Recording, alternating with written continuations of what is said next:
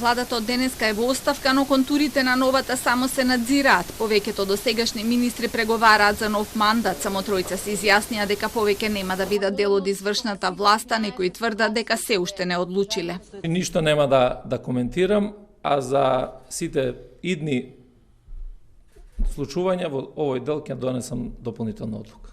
Министерот Бочварски, кој вчера не ја исклучи можноста да стане дел и од идната влада, денеска беше резервиран. Тоа е прашање кое што ќе го одговори идниот мандатар за составување на новата влада и тој е секако повикан да го состави својот тим со кој што ќе работи во идниот период. За министрите од ДУИ се шпекулира дека нема да има промени, но министерот за животна средина вели дека и таму допрва ќе има дебата. Сигурно ќе има дебати внатре во структурата и на крајот ќе го информираат господин Али Ахмети дали ќе имаме неколки менувања на квадри на ДУИ.